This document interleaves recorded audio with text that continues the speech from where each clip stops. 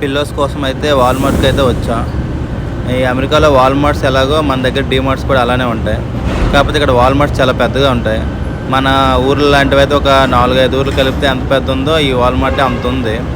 కనిపిస్తుంది కదా మీకు, ఆ చివరి నుంచి ఈ చివరి వరకు ఉంది. మాకు పిల్లోస్ దొరకడం ఏమో కానీ ఎక్కడ చూసినా వీళ్ళు మాత్రం మాకు కనబడుతున్నారు బాగానే. ఈ వాల్మార్ట్ మొత్తం వీళ్ళే ఉన్నారు ఇక్కడ. ఏ వైపు చూసినా ఏది చేసినా సరే ఎక్కడి నుంచి వచ్చినా వాళ్ళే కనిపిస్తున్నారు. మీరు కూడా ఈ వీడియో మొత్తం స్కిప్ చేయకుండా లాస్ట్ వరకు చూస్తే మీకు కూడా చాలా కనబడతాయి. చూడండి, ఈ రెడ్ కలర్ పాప ఉంది కదా, దీనికైతే ఇండియన్స్ని ఎప్పుడూ చూడలేదట. తను మా దగ్గరికి వచ్చి మాట్లాడడం కూడా జరిగింది.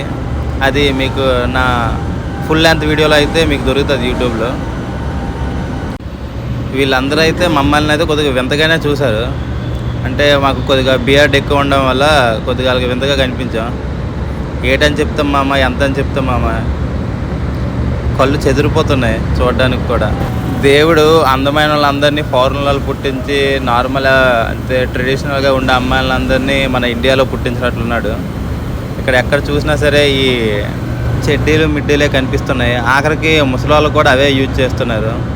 ఇక చూడండి, ఆవిడ ఏజ్ ఎంత ఉందో, ఆవిడ వేసుకున్న బట్టలు ఏంటి అవేటి, ఒక్కొక్కరిని మనం ఎక్స్పెక్ట్ కూడా చేయలేకపోతాం అనమాట.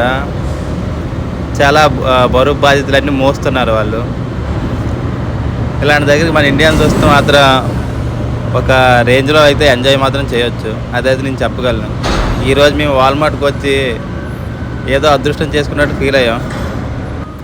ఇలాంటివి చూసే ఛాన్స్ అయితే అందరికీ రాదు మామ, అది కొందరికే వస్తుంది. వచ్చినోడే ఎంజాయ్ చేయాలి.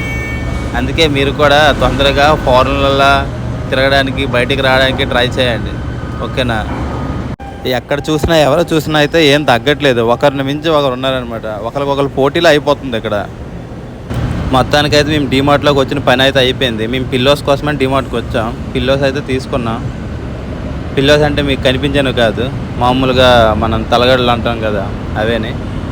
అవైతే పర్లేదు, గట్టిగా పడింది బిల్లు. దగ్గర మన $40 ఎంతో తీసుకున్నారు. మరి ఇంత ఎక్స్పెన్సివ్ అయితే ఇక్కడ ఉండలేము, కష్టమని బయటకు వస్తాం.